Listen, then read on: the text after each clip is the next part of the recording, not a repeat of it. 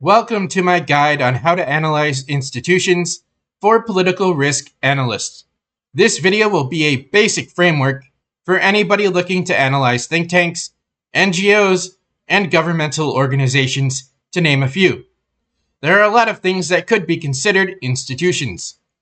This video is probably my most important video on political risk that I have made because few people talk about analyzing institutions in this industry, which should not be surprising because most political risk firms communicate with some of the more important institutions in existence.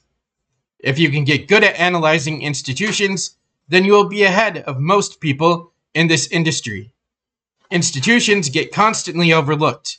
If you are looking to sell institution analysis as part of your business, then I would recommend charging more for it. There is nothing in this video that is complicated. It is just a bunch of questions that you should be asking when you are analyzing an institution. The questions in this video are basic questions and they are not set in stone. You can always add more and remove whichever ones you do not need.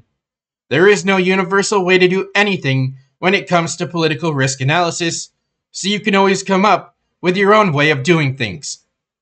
This is one of the perks of being an analyst in this industry. So the first thing you're going to want to do is analyze the formal authority of the institution. What power or powers does it legally possess? What powers does it lack? How are leaders selected? How can leaders be removed? What constitutional or legal restraints exist? Next up, you will want to analyze the actual authority of the institution.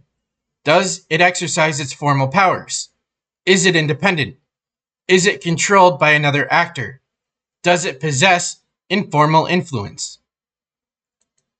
Next up, we have leadership analysis. Who leads it? What factions do they belong to? How long are they likely to remain? And who are potential successors? Next up, we have incentives. What does the institution want? What threatens its interest? How does it gain resources? What does it fear? Then we have internal factions. Are there competing factions? Are there generational divides? Are there ideological camps? Are there regional divisions?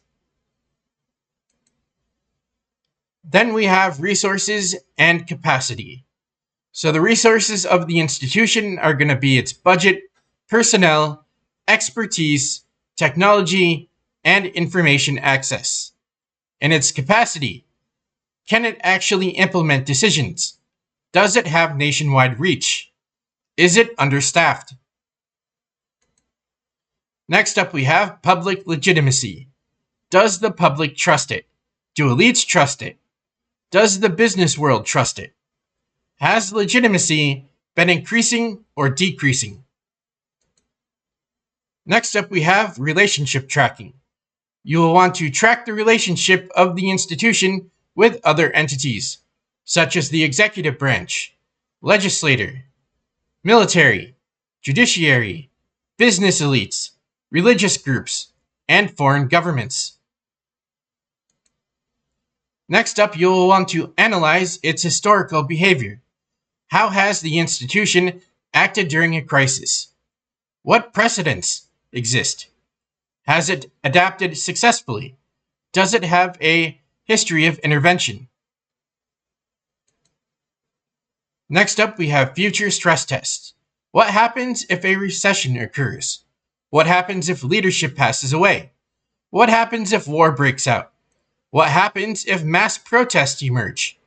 What happens if the coalition that the institution has collapses? What happens if demographic pressures increase? And the last thing we have is the scoring system. So you're going to want to produce your own scoring system that works for you. There is no universal scoring system in political risk. Each firm does their own thing. Just make sure that you standardize it. Thanks for watching. Thanks for listening. Have a fantastic day or night.